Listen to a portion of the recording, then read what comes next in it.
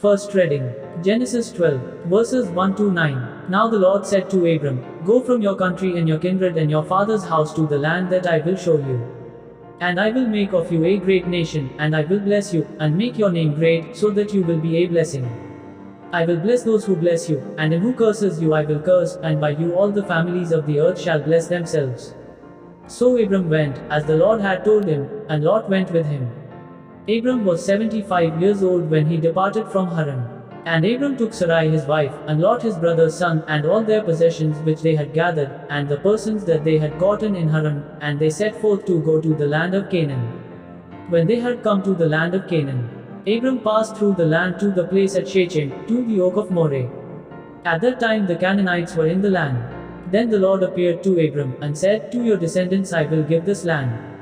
So he built there an altar to the Lord, who had appeared to him. Thence he removed to the mountain on the east of Bethel, and pitched his tent, with Bethel on the west and Ai on the east, and there he built an altar to the Lord and called on the name of the Lord. And Abram journeyed on, still going toward the Negeb. Gospel, Matthew 7, verses 1 to 5. Judge not, that you be not judged. For with the judgment you pronounce you will be judged, and the measure you give will be the measure you get. Why do you see the speck that is in your brother's eye, but do not notice the log that is in your own eye? Or how can you say to your brother, Let me take the speck out of your eye, when there is the log in your own eye?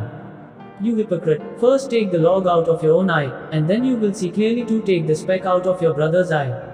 Reflection. Many of us see the faults of others as bigger than our own. We then get involved in criticizing and sometimes even humiliating them. In reality, our own faults may be bigger than theirs. This tendency to judge stems from our self-righteous attitude and pride. Such judgment is hypocritical in character. Paul warns us, You, therefore, have no excuse, you who pass judgment on someone else, for at whatever point you judge another, you are condemning yourself, because you who pass judgment do the same things. Jesus tells us not to be hypocritical in judgment, better still, not to judge others. In John 8 verses 7 Jesus tells the scribes and Pharisees, Let anyone among you who is without sin be the first to throw a stone at her. The evangelist then notes, when they heard it, they went away, one by one, beginning with the elders, and Jesus was left alone with the woman standing before him. Correcting others personally is different from judging them. In Ezekiel 3 verses 18, the Lord tells Ezekiel, If I say to the wicked, You shall surely die, and you give them no warning, or speak to warn the wicked from their wicked way, in order to save their life, those wicked persons shall die for their iniquity, but their blood I will require at your hand. Amen.